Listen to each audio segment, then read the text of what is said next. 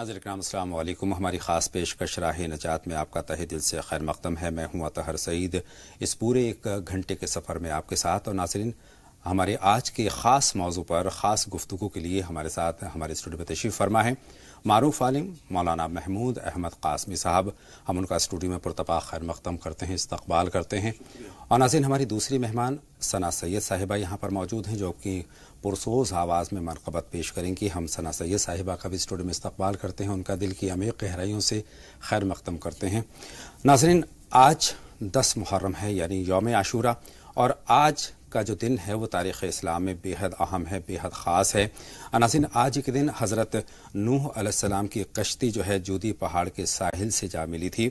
آج کے دن حضرت یونس علیہ السلام کی توبہ قبول ہوئی اور ان کو مچھلی کے پیٹ سے نجات ملی تھی. اور آج ہی کے روز حضرت موسیٰ علیہ السلام کی قوم کو فرعون سے نجات حاصل ہوئی تھی. آج ہی کے دن قیامت آئے گی ناظرین, اور آج ہی کے دن سانحہ کربلا پیش آیا. اور خاص بات یہ ہے کہ وہ دن بھی جمعہ کا تھا. آج کا دن بھی آپ غور کریں تو آج کا دن بھی جمعہ کا ہے, یعنی سن 60 ہجری میں آج ہی کا جو دن تھا وہ جمعہ کا روز تھا. بہرحال آج کے دن کربلا کے ریگزاروں میں ظالموں نے نواسۂ رسول حضرت امام حسین رضی اللہ تعالیٰ عنہ کو ان کے رفقا کے ساتھ سجدے کی حالت میں قتل کیا تھا. ناظرین یہ دردناک واقعہ آج بھی ہر مسلمان کو سوز و غم سے بھر دیتا ہے, آنکھیں نم کر دیتا ہے, کلیجہ منہ کو آنے لگتا ہے اس منظر کو یاد کرنے پر. ناظرین کربلا کے شہیدوں کو یاد کرتے ہوئے ہم یوم عاشورہ پر روزوں کا بھی اہتمام کیا کرتے ہیں, اور خاص طور پر کرنا چاہیے روزوں کا اہتمام. تو ناظرین اس خاص موضوع پر بہت تفصیلی گفتگو ہوگی, لیکن آغاز کریں گے محترمہ ثنا سید صاحبہ کی پرسوز آواز میں منقبت کے ساتھ, جو کہ ایک منظر کشی کر رہی ہیں اس واقعے کی. محترمہ ثنا سید صاحبہ. السلام علیکم ورحمۃ اللہ وبرکاتہ. بسم اللہ الرحمن وعلیکم السلام. حسین ہے حسین ہے نبی کا نور عین ہے. حسین ہے حسین ہے نبی کا نور عین ہے. لباس ہے پھٹا ہوا غبار میں اٹا ہوا, تمام جسم نازنی چھدا ہوا کٹا ہوا. لباس ہے پھٹا ہوا غبار میں اٹا ہوا, تمام جسم نازنی چھدا ہوا کٹا ہوا. یہ کون ذی وقار ہے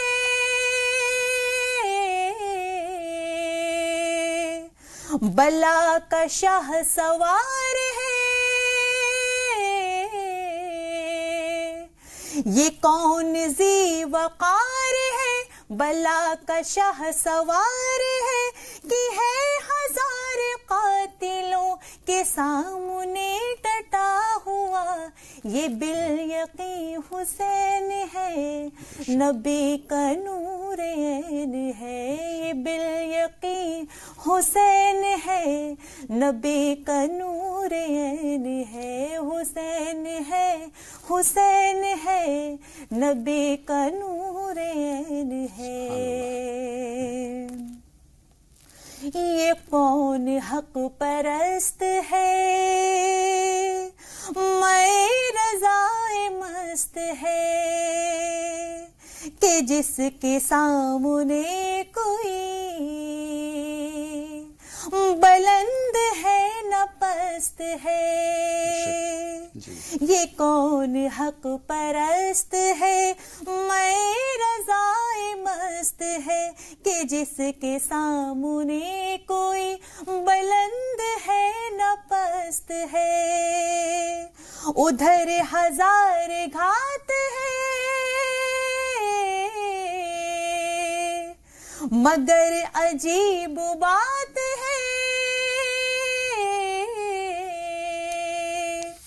ادھر ہزار گھات ہے مگر عجیب بات ہے کہ ایک سے ہزار کا بھی حوصلہ یوں پست ہے.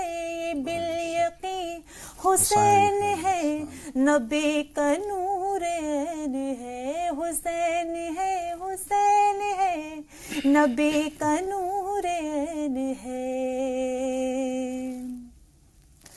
دلاوری میں فرد ہے، بڑا ہی خیر مرد ہے، کہ جس کے دبدبے سے رنگ دشمنوں کا زرد ہے.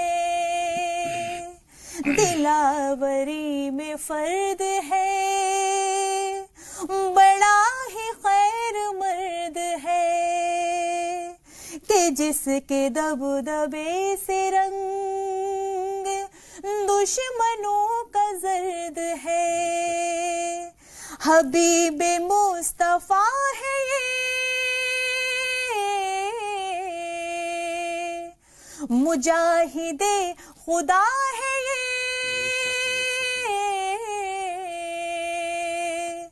حبیب مصطفیٰ ہے یہ، مجاہد خدا ہے یہ. جبھی تو اس کے سامنے یہ فوج گرد برد ہے. یہ بالیقین حسین ہے، نبی کا نور عین ہے. حسین ہے، حسین ہے، نبی کا نور عین ہے. ادھر سپاہ شام ہے، ہزار انتظام ہے. ادھر میں دشمنان دین، ادھر فقط امام ہے. ادھر سپاہ شام ہے، ہزاروں انتظام ہے. ادھر میں دشمنان دین، ادھر فقط امام ہے. مگر عجیب شان ہے،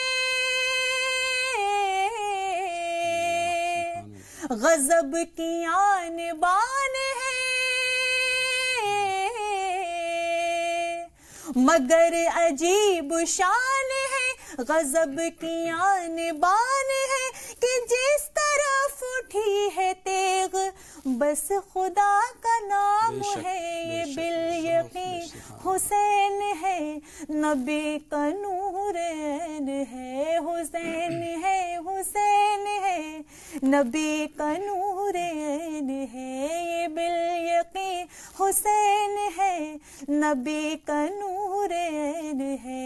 یہ بالیقین حسین ہے، نبی کا نور عین ہے. بے شک، سبحان اللہ. بہت شکریہ، بہت شکریہ. آنکھیں نم ہو گئیں، دل جذبات اور احساس سے لبریز ہو گیا. جو اس وقت کا جو واقعہ تھا، واقعہ کربلا تھا، اس کو آنکھوں کے سامنے آپ کے الفاظ نے لایا. آپ کی آواز نے، آپ کی پرسوز آواز نے کہیں نہ کہیں سوز و غم سے ہمارے دل کو بھر دیا. بہت بہت شکریہ ثنا سید صاحبہ اس مرقبت کو پیش کرنے کے لیے. ناظرین، آئیے اب رخ کریں گے مولانا محمود احمد قاسمی صاحب کی طرف، چونکہ آج کے اس خاص موضوع پر بہت تفصیلی گفتگو ان کے ساتھ ہونے والی ہے. اور ہمارے ساتھ شامل ہونے کے لیے مفتی سعد مشتاق صاحب، ہماری خوش بختی ہے کہ ہمارے ساتھ اسٹوڈیو میں ہمارے ساتھ شامل ہوں گے اس گفتگو میں. لیکن چونکہ آج کا بہت اہم موضوع ہے اور اس اہم موضوع کا آغاز میں مولانا محمود احمد قاسمی صاحب سے اس سوال کے ساتھ کروں گا کہ سانحہ کربلا کا پیش خیمہ مولانا محمود قاسمی صاحب کیا تھا، اس پر تفصیلی رہنمائی فرمائیں. حامدا ومسليا أما بعد. قال تعالى: أعوذ بالله من الشيطان الرجيم، بسم الله الرحمن الرحيم. ولا تقولوا لمن يقتل في سبيل الله أموات. گزشتہ سے پیوستہ جو باتیں ہیں جی، اور آگے کی باتوں کو سمجھنے کے لیے تھوڑی سی چند جھلکیاں پیچھے کی طرف دکھانا چاہتا ہوں. بے شک ضروری ہے. جی، حضرت علی رضی اللہ تعالیٰ عنہ اور امیر معاویہ رضی اللہ تعالیٰ عنہ میں جو ایک خانگی خانہ جنگی جو چل رہی تھی جی جی اور دونوں ہی لوگ اس خانہ جنگی سے پریشان تھے، بالآخر سن 40 ہجری میں جی دونوں بزرگوں نے مصالحت کر لی اور مصالحت میں یہ طے پایا کہ حجاز اور عراق اور مشرق کا جو علاقہ ہے جی اس علاقے کی خلافت حضرت علی رضی اللہ تعالیٰ عنہ کے پاس میں رہے گی، جی اور شام اور بصرہ اور مغرب کے جو علاقے ہیں اس پر خلافت امیر معاویہ رضی اللہ تعالی عنہ کی رہے گی۔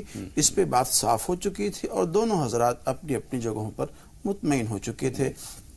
اسی درمیان میں حضرت علی رضی اللہ تعالی عنہ کا انتقال ہوتا ہے، ان کی شہادت ہوتی ہے۔ پھر امام حسن رضی اللہ تعالی عنہ کو ان کے چاہنے والے، ان کے محبین نے اس علاقے کا، خاص طور سے عراق و حجاز کا اور مشرقی علاقے کا، ان کو خلیفہ بنا لیا تھا۔ لیکن حضرت امیر معاویہ رضی اللہ تعالی عنہ نے اور ان کے رفقائے کار نے عراق کی طرف فوج روانہ کر دی، جی اور جب امام حسن رضی اللہ تعالی عنہ نے دیکھا کہ ملک عراق پر چڑھائی ہو رہی ہے تو انہوں نے بھی پیش قدمی کی۔ آخر جا کر کے مصالحت کرنی پڑی امام حسن رضی اللہ تعالی عنہ کو، اور اس مصالحت کے بعد میں پھر امام حسن رضی اللہ تعالی عنہ واپس تشریف لے آئے ہیں مدینے کی طرف، اور مدینے میں اپنے نانا نبی پاک محمد مصطفیٰ صلی اللہ علیہ وسلم کی جوار میں انہوں نے پھر بقیہ زندگی کو گزاری ہے، اور پھر وصیت یہ فرمائی تھی کہ میرے انتقال کے بعد میں میرے جو نانا ہے ان کے جوار میں مجھے دفن کر دیا جائے۔ اور جس طرح کا سانحہ پیش آیا ہے امام حسن رضی اللہ عنہ کے ساتھ میں، بہت سے لوگ کہتے ہیں کہ ان کی بیوی نے ان کو زہر دے دیا تھا، بہت سے لوگ یہ بھی کہتے ہیں کہ امیر معاویہ کے اشارے پر ان کو زہر دیا گیا، لیکن بات یہ صحیح نہیں ہے۔ ہاں یہ بات درست ہے کہ زہر دیا گیا تھا، لیکن کس نے زہر دیا ہے یہ بات معلوم نہیں ہے، واضح نہیں ہے۔ اس لیے امام حسین رضی اللہ تعالیٰ عنہ کو جب بلا کر کے امام حسن رضی اللہ تعالیٰ عنہ نے اپنی ساری بات بتلائی ہے تو امام حسین نے فرمایا ہے کہ میں اس کو ضرور قتل کر دوں گا۔ تو امام حسن نے فرمایا کہ بھئی جب مجھے معلوم ہی نہیں ہے کہ میرا قاتل کون ہے، زہر دینے والا کون ہے، تو آپ کیسے اس کو قتل کر دو گے؟ اگر وہم و گمان کی بنیاد پہ کسی کو پکڑو گے تو ایک ناحق خون بہے گا، جس کو میں نہیں چاہتا ہوں۔ القصہ مختصر، امام حسن رضی اللہ تعالی عنہ کا جو وصال ہوتا ہے اس زہر خورانی کی وجہ سے ہوتا ہے، اور پھر جب ان کو دفنانے کی باری آتی ہے جوار رسول میں تو پھر ایک جھگڑے کی کیفیت ہو جاتی ہے، اور ایک شخص ہے مروان بن حکم جس نے سخت مخالفت کی، اور اس مخالفت کے نتیجے میں ایسا محسوس ہو رہا تھا کہ خاندان بنی امیہ کے اندر اور آل رسول میں پھر ایک جنگ چھڑ جائے گی۔ اسی درمیان میں نامور صحابی رسول حضرت ابو ہریرہ نمودار ہوئے، انہوں نے بہت سختی کے ساتھ میں ڈانٹا اور سمجھایا، جس کی بنیاد پر پھر یہ آوازیں جو اونچی ہو رہی تھی وہ پست ہوئیں، اور القصہ مختصر پھر یہ مصالحت اس بات پر ہوئی کہ امام حسن رضی اللہ تعالی عنہ کو بی بی فاطمہ رضی اللہ تعالی عنہ کی جوار میں دفن کر دیا جائے، اور پھر ان کو وہاں دفن کیا گیا۔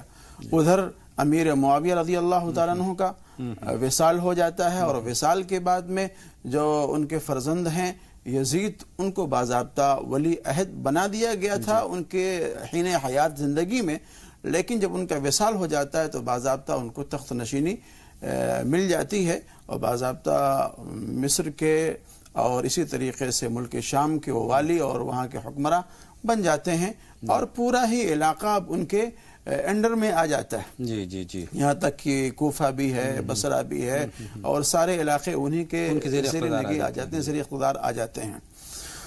تو یزید نے یہ سوچا کہ اب جب میں تخت نشین ہو گیا ہوں اور لوگوں کو اپنے زیر اثر لانے کے لیے، اس وقت میں جو کبار صحابہ تھے، جو نامور لوگ تھے، خاص طور سے عبد الرحمن بن ابی بکر اور عبداللہ بن عباس، عبداللہ بن زبیر اور امام حسین رضی اللہ تعالیٰ عنہ، یہ چار بزرگ اس وقت موجود تھے جن کی طرف لوگوں کی نگاہیں ہمیشہ رہتی تھی۔ تو یزید نے سوچا کہ یہ لوگ ہماری بیعت کر لیں۔ عبد الرحمن ابن ابی بکر اور عبداللہ ابن عمر، ان دونوں سے یزید کو کوئی خطرہ نہیں تھا، یہ لوگ بہت ہی متواضع اور گوشہ نشینی اختیار کرنے والے حضرات تھے۔ جو خطرات تھے یزید کو امام حسین رضی اللہ تعالیٰ عنہ سے تھے اور حضرت عبداللہ بن زبیر رضی اللہ تعالیٰ عنہ سے تھے. جی جی جی. تو یزید نے مشورہ کیا ہے عتبہ بن ولید سے. عتبہ بن ولید سے، یہ مدینے کے گورنر و والی تھے، اور یہ کہا ہے، اپنا والا نامہ بھیجا ہے کہ ان دونوں کو بلا کر کے ان لوگوں سے تم میرے لیے بیعت لے لو. اور پھر یزید نے مروان بن حکم سے بھی مشورہ لیا. تو مروان بن حکم نے کہا کہ ان دونوں سے جلدی بیعت لے لو، اگر ان دونوں سے جلدی بیعت نہیں لوگے تو تمہارے لیے مشکلیں بڑھ جائیں گی، اگر یہ بیعت پر آمادہ نہیں ہوتے ہیں تو ان دونوں کو تم نپٹا دو. اچھا. تو مروان بن حکم نے یہ رائے دی، اور پھر ادھر عتبہ بن ولید نے ان دونوں بزرگوں کو بلایا ہے. جی. امام حسین رضی اللہ عنہ فرمایا کہ دیکھو، میرا مسئلہ عام مسئلہ نہیں ہے، جی. میں اس طرح سے چھپ کر کے بیعت نہیں لے سکتا. جب آپ کو بیعت لینا ہوگا تو لوگوں کے سامنے آپ مجھے بلائیے گا، اور لوگ بھی موجود ہوں گے، میں سب کے سامنے وہاں پر بیعت لوں گا. بالکل. جی. عتبہ بن ولید کے بارے میں آتا ہے کہ وہ نیک دل آدمی تھا. اس کے سمجھ میں بات آ گئی، امام حسین رضی اللہ تعالیٰ عنہ کو اس نے واپس کر دیا. جی. جہاں تک رہی بات عبداللہ بن زبیر کی، جی. تو عبداللہ بن زبیر رضی اللہ تعالیٰ عنہ نے ایک دن کی مہلت چاہی، اور مہلت لے کر کے وہ راتوں رات مکے کی طرف نکل گئے. جب عتبہ بن ولید کو یہ بات معلوم ہوئی کہ عبداللہ بن زبیر مکے کی طرف نکل گئے ہیں، جی. تو کچھ لوگوں کو پیچھے دوڑایا، لیکن عبداللہ بن زبیر آگے نکل گئے تھے.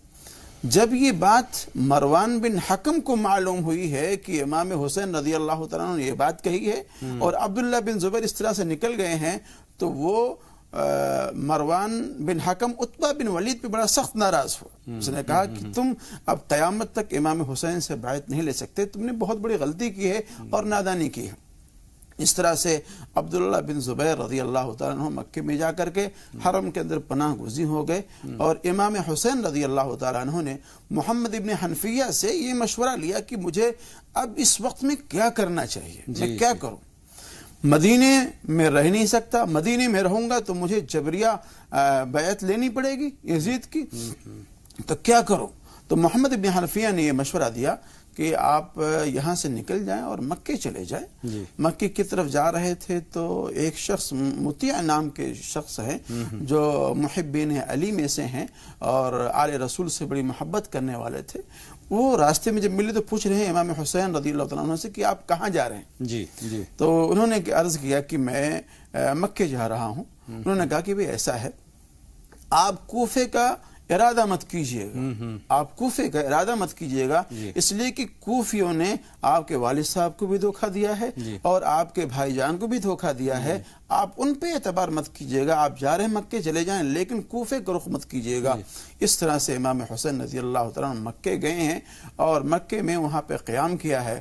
اسی درمیان میں کوفیوں کے خطوط امام حسین رضی اللہ تعالیٰ کی طرف آ رہے ہیں کہ آپ ہمارے یہاں چلے جائیں، آپ ہمارے امام ہیں، پیشوا ہیں، آپ کو ہماری امامت کی ضرورت ہے. اور اس جھانسے میں آ کر کے امام حسین رضی اللہ تعالیٰ عنہ رخت سفر باندھ رہے ہوتے ہیں کوفے کی طرف. بس اس کے آگے کا جو واقعہ ہے مولانا صاحب، ایک چھوٹے سے وقفے کے بعد ہم آپ سے ضرور سنیں گے. ایک چھوٹے سے بریک کی طرف ناظرین یہاں پر جا رہے ہیں، لیکن بریک پر جانے سے پہلے یہ بتا دینا چاہتا ہوں کہ آج کہیں نہ جائیے گا، آخر تک ہمارے ساتھ رہیے گا، چونکہ پروگرام کے آخر میں چونکہ آج یوم عاشورہ ہے، آج خاص دعا کا اہتمام بھی ہوگا. باتوں کا سلسلہ ہم شروع کرتے ہی یوم عاشورہ ہے، بہت خاص دن ہے اور سانحہ کربلا بیان فرما رہے ہیں مولانا محمود احمد قاسمی صاحب. ہم بنا کسی تاخیر کے مولانا صاحب اس سوال کے ساتھ آپ کو آگے کا واقعہ بیان کرنے کے لیے درخواست کر رہے ہیں کہ امام حسین رضی اللہ تعالیٰ عنہ کی کوفہ آمد کیا اپنے آپ ہوئی تھی یا پھر کسی دعوت پر وہ گئے تھے؟ امام حسین رضی اللہ تعالیٰ عنہ جیسا کہ ابھی بات ہو چکی ہے کہ مدینے سے مکے تشریف لائے ہیں، تو وہاں حضرت عبداللہ بن عباس بھی ہیں اور حضرت عبداللہ بن زبیر بھی ہیں، یہ دونوں حضرات ہیں. تو جب کوفہ سے کوفیوں کے خطوط آنے شروع ہوئے، امام المحدثین حضرت شیخ عبد المحدث دہلوی رحمۃ اللہ علیہ نے لکھا ہے اس کو کہ تقریباً 18,000 خطوط کوفیوں نے بھیجے ہیں کہ آپ ہمارے ہاں آ جائیں، آپ ہمارے امام ہیں، پیشوا ہیں، مقتدی ہیں، اور پورے ہی اعتماد میں ان کو لے لیا ہے. اس اعتماد کے بعد میں پھر امام حسین رضی اللہ تعالی عنہ نے پروگرام بنایا کہ مجھے کوفہ جانا چاہیے. لیکن عبداللہ بن عباس رضی اللہ تعالیٰ عنہ نے کہا کہ آپ کوفہ مت جائیں، آپ کے والد گرامی قدر کو اور آپ کے بھائی جان کو ان لوگوں نے نقصان پہنچایا ہے، ان کے ساتھ میں غداری کی ہے، دھوکہ دیا ہے، لہذا آپ یہیں رہیں اور مکے میں رہ کر کے آپ اصلاح احوال کریں، آپ کہیں نہ جائیں۔ اسی طریقے سے عبداللہ بن زبیر رضی اللہ تعالیٰ نے بہت سمجھایا، لیکن بس ان کے مزاج میں یہ بات تھی اور مشیت ایزدی کو کچھ اور ہی منظور تھا، یہ کہہ لیجئے کہ مشیت ایزدی کو کچھ اور ہی منظور تھا، اور بس کوفہ جانے کے لیے ہی تیار تھے اور ان کے دماغ میں بات آ چکی تھی، یہاں تک کہ عبداللہ بن عباس رضی اللہ تعالیٰ عنہ نے آخر میں پھر سمجھایا کہ آپ نہ جائیں اور آپ یمن کی طرف چلے جائیں، یمن کا علاقہ بہت ہی خوشگوار ہے اور وہاں کے آپ کے چاہنے والے ہیں، وہاں صورتحال بہت بہتر ہے، آپ وہاں پہ چلے جائیں لیکن آپ کوفہ نہ جائیں۔ لیکن اپنے جانے سے پہلے امام حسین رضی اللہ تعالیٰ عنہ نے حضرت مسلم بن عقیل رضی اللہ تعالیٰ عنہ کو بھیجا کہ آپ جائیں اور کوفہ کے احوال معلوم کریں۔ مسلم بن عقیل گئے ہیں کوفہ کے احوال معلوم کرنے کے لیے، اور وہاں جا کر کے ایک دوست کے گھر میں، ایک محب علی کے گھر میں وہاں پہ قیام کیا ہے، لیکن ابن زیاد کو اور اسی طریقے سے یزید کو یہ بات معلوم ہو گئی کہ مسلم بن عقیل کوفہ آئے ہوئے ہیں۔ اس وقت جو کوفہ کے گورنر تھے نعمان بن بشیر رضی اللہ تعالیٰ عنہ تھے، بہت ہی نرم دل اور عبادت گزار متقی آدمی تھے، ان کو ان تمام باتوں سے کوئی سروکار نہیں تھا، اور انہوں نے اس پر کوئی ایکشن بھی نہیں لیا کہ مسلم بن عقیل آئے ہیں اور ان کے ملنے جلنے والے ان سے مل رہے ہیں، محبت کر رہے ہیں، ان سے بیعت لے رہے ہیں، اس پہ کوئی سروکار نہیں اور کوئی مطلب نہیں تھا۔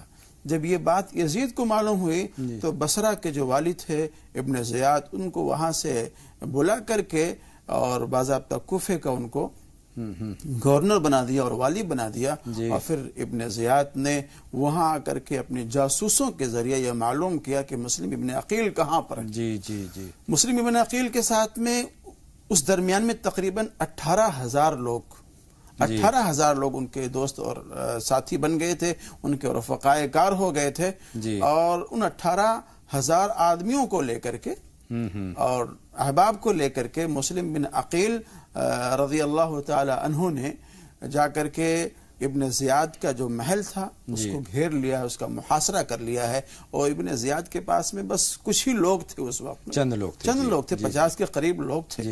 ابن زیاد اس معاملے میں بڑا ماہر تھا، اس کے ساتھ میں جو لوگ تھے ابن زیاد نے کہا کہ تم لوگ اپنا حوالہ دو، اپنی قرابت کا حوالہ دو، اور نوکری کا، ملازمت کا، پیسے کا، روپے کا ان کو حوالہ دو، یہ لوگ بس ابھی تھوڑی ہی دیر میں چھٹ جائیں گے۔ تو حوالہ دیا گیا کہ بھئی جو لوگ ان کے ساتھ میں آئے گا اس کے ساتھ میں سختی سے نپٹا جائے گا، جو ان کا ساتھ چھوڑ دے گا اس کو ہیرے جواہرات ملیں گے، مال و دولت ملے گا، اس کو حکومت میں حصہ داری ملے گی، اس طرح کے انعامات کی بوچھار کر دی گئی، لالچ دیا گیا۔ مسلم بن عقیل کے ساتھ میں جو لوگ تھے کہ سارے کے سارے ایک کے بعد دیگرے دور ہوتے چلے گئے، کل 30 افراد بچے تھے مسلم بن عقیل کے ساتھ میں۔ جب انہوں نے دیکھا کہ اس طرح کا معاملہ میرے ساتھ میں ہو گیا ہے، سب لوگوں نے غداری کی، تو انہوں نے کہا کہ اب اس جان کو جوخم میں ڈالنا پڑے گا، اور ابن زیاد کے ساتھ میں جو لوگ تھے اس سے سینہ سپر ہو گئے اور لڑنے کے تیار ہو گئے۔ بالآخر مسلم بن عقیل رضی اللہ تعالیٰ عنہ کو شہید کر دیا گیا تھا۔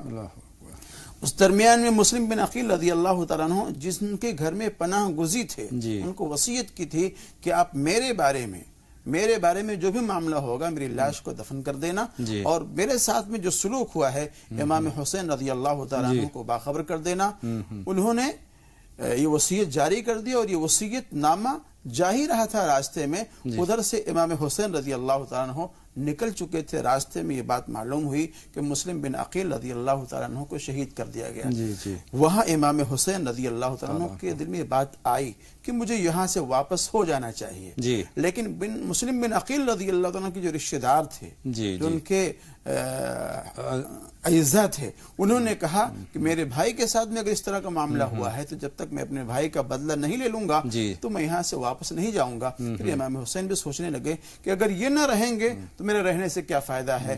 پھر یہ سوچ کر کے امام حسین رضی اللہ تعالیٰ عنہ بڑھتے گئے، اور پھر ابن زیاد نے کربلا کی جگہ پر پہنچے، فوج کو، اس مختصر قافلے کو وہاں پہ جا کے گھیر لیا ہے، اور اس بات کا لحاظ کیا گیا، خیال کیا گیا کہ امام حسین جہاں پر رکے ان کے پیچھے میں کوئی اوٹ نہ ہو، تاکہ پیچھے سے بھی، دائیں سے بھی، بائیں سے بھی، ہر طرف سے حملہ کیا جائے اور کوشش یہ کیا جائے کہ جو دریائے فرات ہے اس کا پانی بند کر دیا جائے۔ اس طریقے سے کربلا کے میدان میں ابن زیاد کی فوجوں نے امام حسین رضی اللہ تعالیٰ عنہ کو اس طرح سے گھیر کر کے لا کے کربلا کے میدان میں کھڑا کر دیا۔ اب مفتی سعد مشتاق صاحب کے حضور میں حاضر ہوتا ہوں اس سوال کے ساتھ۔ مولانا صاحب، کچھ لوگ یہ کہتے ہیں کہ امام حسین رضی اللہ عنہ اقتدار کے لیے گئے تھے، اس بات میں کیا دم ہے؟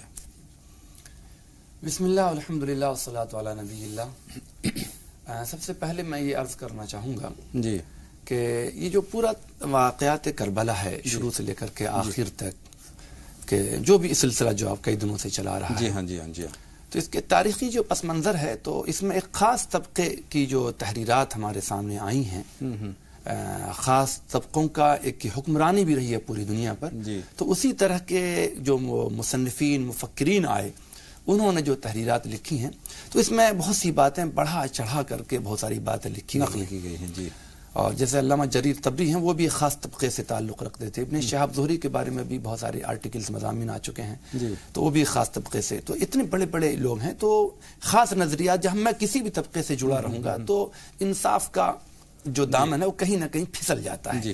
یہ بات ہم اپنے سامعین سے ایک ہمیشہ کے لیے گوش گزار کر دینا چاہتے ہیں۔ تو اس کے بعد ایک ہوا کہ جو شعراء پیدا ہوئے اور پھر افسانہ نگار اور جو مرثیہ نگار لوگ رہے، انہوں نے بھی اپنے شاعرانہ انداز سے جو زمین و آسمان کے قلابے ملاتے چلے گئے، تو اس میں بھی بہت ساری باتیں ایسی آ گئی۔ غرض یہ ہے کہ اس تھوڑی سی تمہیدی جملے کے بعد جو نچوڑ نکلتا ہے حضرت وہ نتیجہ کیا حسین نکلتا رضی ہے؟ اللہ تعالیٰ عنہ جو یہاں پہنچے ہیں، جی بالکل یہ ذہن نشی رہنا چاہیے کہ حضرت حسین رضی اللہ تعالیٰ تو بریا نشی انسان تھے۔ ان کے یہاں تو اقتدار اور اس طرح کی کوئی چیز زندگی میں کبھی بھی نہیں رہی۔ بے شک، ان کے نانا حضرت علی ان کے والد حضرت علی کرم اللہ وجہہ بھی خلافت کے لیے تیار نہیں تھے، بلکہ انہیں تو زبردستی خلافت کے منصب پر فائز کیا گیا، ورنہ وہ پہلے ہی سے تمنا کرتے۔ تو پتہ چلا کہ ان میں جو خمیر تھا اس میں خلافت اور اس طرح کے عہدے اور منصب کی کوئی تمنا نہیں تھی۔ لیکن یہ دیکھتے ہوئے کہ ایک دوسرا طبقہ جو ہے، جو حضرت یزید اور حضرت معاویہ رضی اللہ تعالیٰ عنہما کا، کہ ان حضرات کے یہاں ایک بڑا ایک عجیب طرح کا ماحول پیدا ہو گیا تھا، خصوصاً یزید کے زمانے میں۔ تو یہ انارکلی وغیرہ جو اس طرح کی جو چیزیں پھیل گئی تھی، تو اس کے قلاقمہ کرنے کے لیے، اس کی بے خوبن کو ختم کرنے کے لیے، اور اسلام جس تحت سے چلا رہا تھا اس کی قلعہ بندی اور اس کی مضبوطی کے لیے آپ نے قربانی پیش کی تھی۔ یہ ان کا ایک مقصد تھا۔ لیکن بیچ میں جب وہ کربلا کے میدان میں پہنچ رہے ہیں تو اس وقت یقین 72 کی تعداد تھی ان کی، اور دوسری طرف 10,000 سے زیادہ کا مقابلہ تھا۔ تو یہ یقین سمجھیے کہ ایک طرح سے موت ایک سامنے تھی، لیکن پھر بھی حضرت حسین رضی اللہ تعالیٰ عنہ، وہی حضرت جیسا کہ حضرت مولانا فرمایا، مسلم بن عقیل کے رشتہ داروں نے کہا کہ ہم اپنے بھائی کا اور اپنے مسلم بن عقیل کا انتقام لیے بغیر نہیں جائیں گے۔ تو ان کے ساتھ ان کے اس کی وجہ سے بھی، اور دوسرے یہ ہے کہ ہماری جو ذمہ داری ہے وہ ایک قربانی پیش کرنی، آخر حد تک انسان کی جان ہوتی ہے، اس کا نذرانہ پیش کرنا ہوتا ہے۔ تو اس لیے انہوں نے سوچا کہ حق کے لیے جو مجھ سے ہو سکے قربانی وہ کرنے کے لیے انہوں نے جان کی قربانی پیش کرنا چاہی۔ ہم یہ بتا دینا چاہتے ہیں کہ بریک کے اس پار مولانا محمود احمد قاسمی صاحب کے حضور ہم حاضر ہوں گے اور وہ تاریخی خطبہ آپ تک پہنچائیں گے جو حضرت امام حسین رضی اللہ عنہ نے کربلا کے میدان میں دیا تھا۔ ایک چھوٹا سا بریک، ناظرین جلد حاضر ہوتے ہیں۔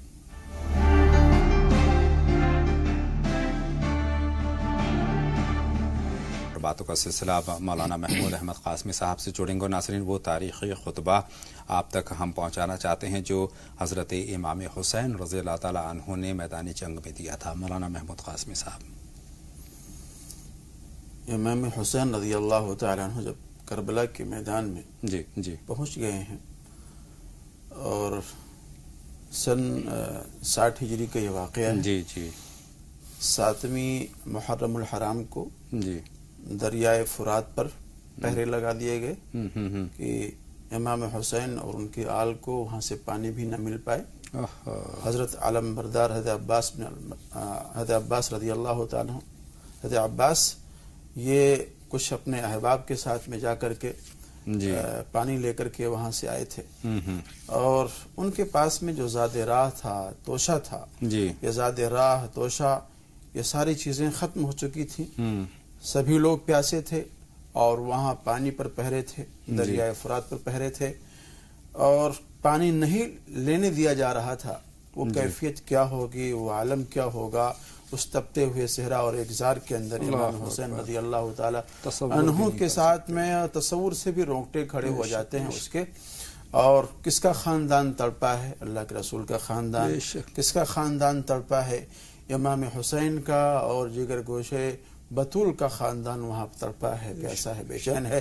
جن کے گھروں سے فیاضی تقسیم ہوئی ہے اور لوگوں کے گھروں میں چراغ جلے ہیں، وہ لوگ تڑپے ہیں پیاسے اور ان کو اس ریگزاروں کے اندر تڑپایا گیا ہے. اللہ اکبر، اللہ. یہ بڑی عجیب و غریب کیفیت ہے، اس کو بیان کرنا آسان کام بڑا مشکل ہو رہا ہے اور زبان بھی گنگ ہو رہی ہے.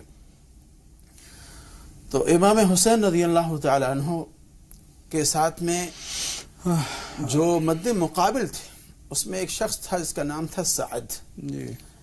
ابن زیاد نے اس کو اپنی فوج کی کمانڈری کے لیے بھیجا ہوا تھا. یہ امام حسین رضی اللہ تعالیٰ عنہ کا بڑا عزیز تھا، لیکن وہ مصلحتوں کی وجہ سے اور لالچ کی بنیاد پر وہ اس فوج کی کمانڈری کے لیے آیا ہوا تھا. لیکن وہ آخر دم تک یہ چاہتا تھا کہ مجھے تلوار نہ اٹھانی پڑے اور امام حسین رضی اللہ تعالیٰ عنہ سے میری مصالحت ہو جائے. جی جی. یہاں تک کہ 9 محرم الحرام کو رات میں ساعت ملا ہے امام حسین رضی اللہ تعالیٰ عنہ سے اور مصالحت کے سارے معاملات طے ہوئے ہیں، لیکن وہ سارے مصالحت بیکار ہو گئی ہے. اور جب ابن زیاد کو یہ بات معلوم ہوئی ہے کہ سعد اس طرح سے مصالحت کر رہے ہیں امام حسین کے ساتھ میں، تو اس نے سعد کو برطرف کر کے شمر ذل جوشن کو اس فوج کا کمانڈر بنا کر کے بھیج دیا اور ان کو برطرف کر دیا ہے. پھر یہ 10 محرم الحرام کو صبح 9 محرم الحرام کی رات میں جب امام حسین رضی اللہ عنہ نے دیکھ لیا کہ اب سارے راستے بند ہیں اور یہاں سے کوئی جائے مفر نہیں ہے، یہ چاہتا ہی ہے ابن زیاد کہ میری ملاقات یزید سے نہ ہونے دے اور یہی مجھ سے بیعت لے لے، اور یہاں سے وہ کسی دوسرے ملک میں کسی دوسرے علاقے میں نکلنے بھی نہیں دینا چاہتا ہے. محاصرہ کر لیا تھا. جی، محاصرہ کر لیا. امام حسین نے پیشکش کیا تھا کہ مجھے چھوڑ دو، میں مکے چلا جاؤں گا، میں مدینے چلا جاؤں گا، صلح کی پیشکش لے کر گئے تھے، اللہ اللہ کروں گا، یا مجھے یزید سے ڈائریکٹ ملاقات کر لینے دو. لیکن ابن زیاد اس کے فوجی نے کہا نہیں، نہ تم یہاں سے جا سکتے ہو کہیں پر، نہ مکے جا سکتے ہو، نہ مدینے جا سکتے ہو، اور نہ تم یزید سے مل سکتے ہو، تمہیں تو بس یہاں خلافت پر بیعت دینی ہوگی.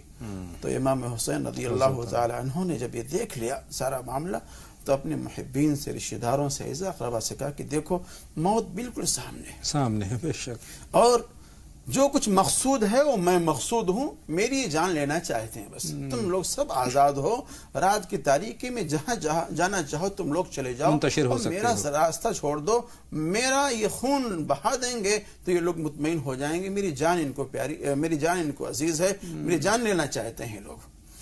لیکن تمام محبین نے، اعزا اقربا نے کہا کہ نہیں، ہم لوگ آپ کا ساتھ نہیں چھوڑ سکتے ہیں، آپ کے ساتھ رہیں گے یہاں تک کہ ہماری جان بھی چلی جائے تو ہم اس کی پرواہ نہیں کریں گے. یہ تمام لوگوں نے اس بات کو طے کر لیا ہے.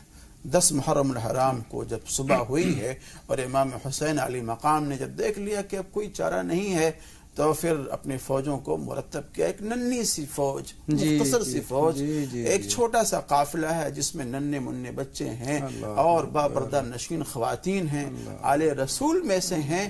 ان کے سامنے ایک بڑی فوج کھڑی ہے.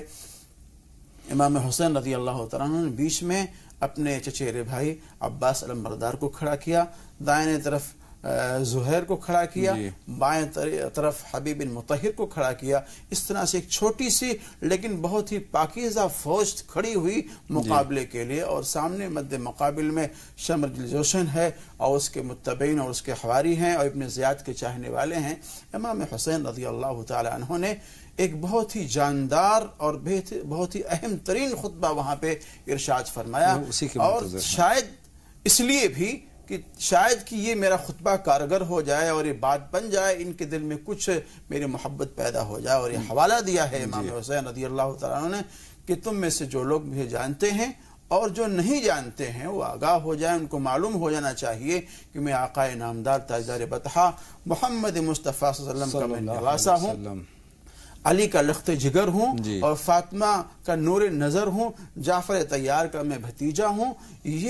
نسبتی فخر مجھ کو حاصل ہے.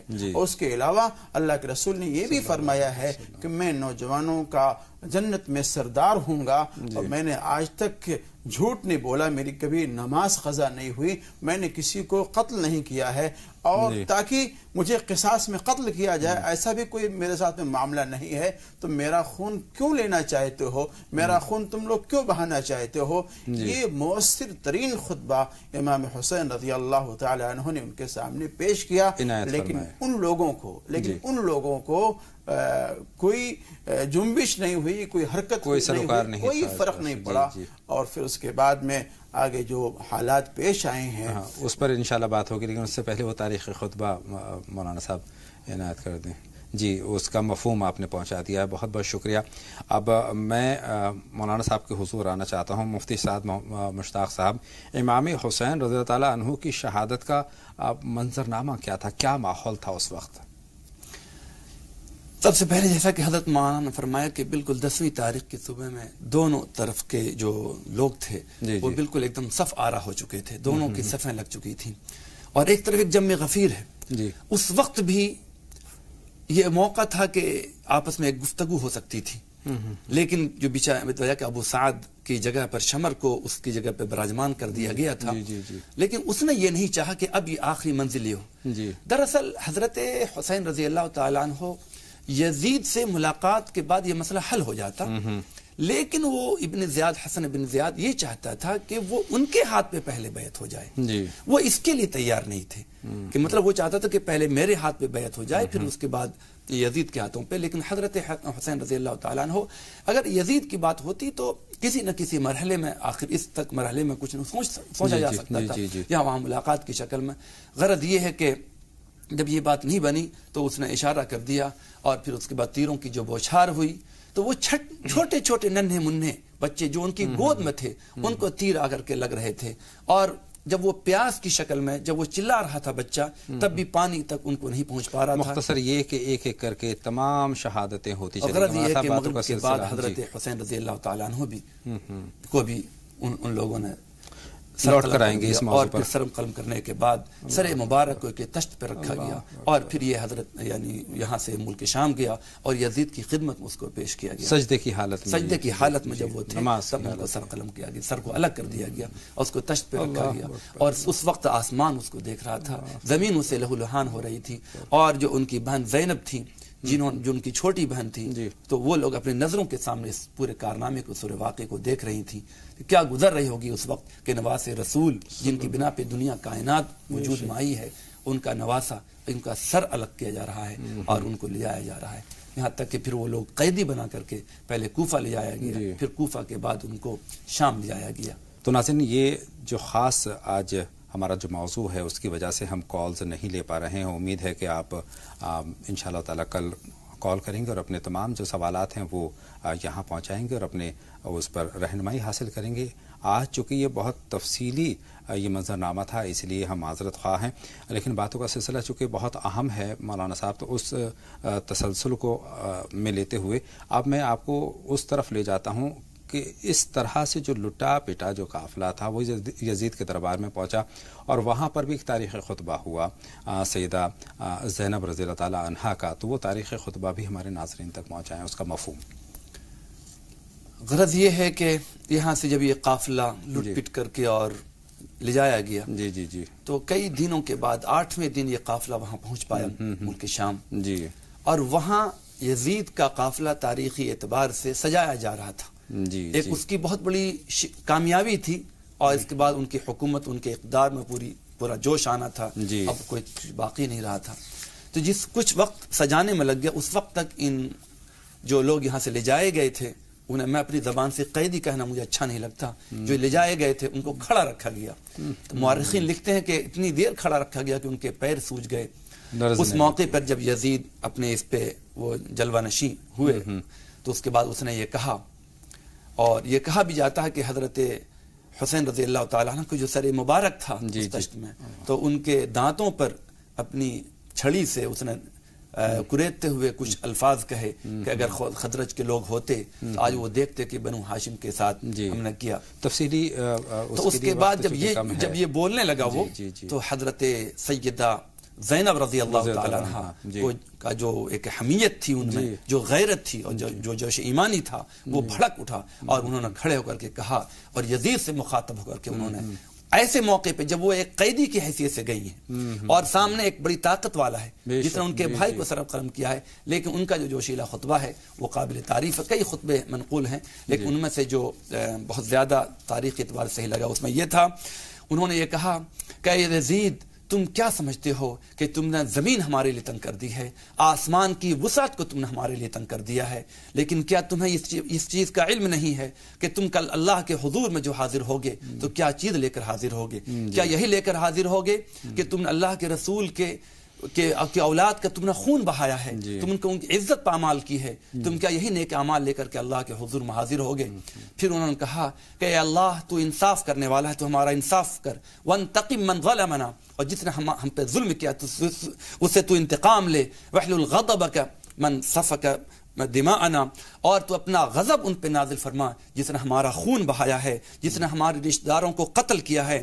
اور اس نے مخاطب ہو کر کے یزید سے کہا کہ خدا کی قسم تم نے ہماری کھال نہیں جلائی ہے بلکہ تم نے اپنی کھال جلائی ہے، یعنی کل جہنم میں تمہاری کھال جلے گی، تم نے اپنا گوشت کاٹا ہے اور تم اللہ کے رسول میں اس حال میں حاضر ہوگے کہ تم نے ان کے خاندان کے ساتھ، تم نے ان کے رشتہ داروں کے، ان کے لخت جگر اور ان کے جسم کے ٹکڑوں کو کی عزت کو تم نے پامال کیا ہے. پھر اس کے بعد انہوں نے کہا حسبک اللہ حاکما، اللہ انصاف کرنے کے لیے کافی ہے، وبمحمد خصیمن، کہ محمد صلی اللہ علیہ وسلم کل تمہارا مد مقابل خصیم بننے کے لیے کافی ہوں گے اور حضرت جبرائیل مدد کے لیے کافی ہوں گے، اور یقین وہ لوگ جان لیں گے جس نے تمہیں یہ اقتدار برتا ہے اور مسلمانوں کی گردن کا جس نے تمہیں مالک بنایا ہے کہ تم آج ایسا کر رہے ہو، تو اس کو عنقریب وہ لوگ جان لیں گے. پھر یہ کہا تھا بئس للظالمین بدلا، کہ ظلم کرنے والوں کا انجام برا ہوتا ہے. اور اس کے بعد اس نے کہا کہ یہ سچ ہے کہ ہم پر یہ مصیبتیں ٹوٹ پڑی ہیں، میں تم سے خطاب کرنا نہیں چاہتی، لیکن ایسے موقع پر اندازہ لگائیے کہ ان کی فصاحت و بلاغت عربی زبان سے ٹپکتی ہے.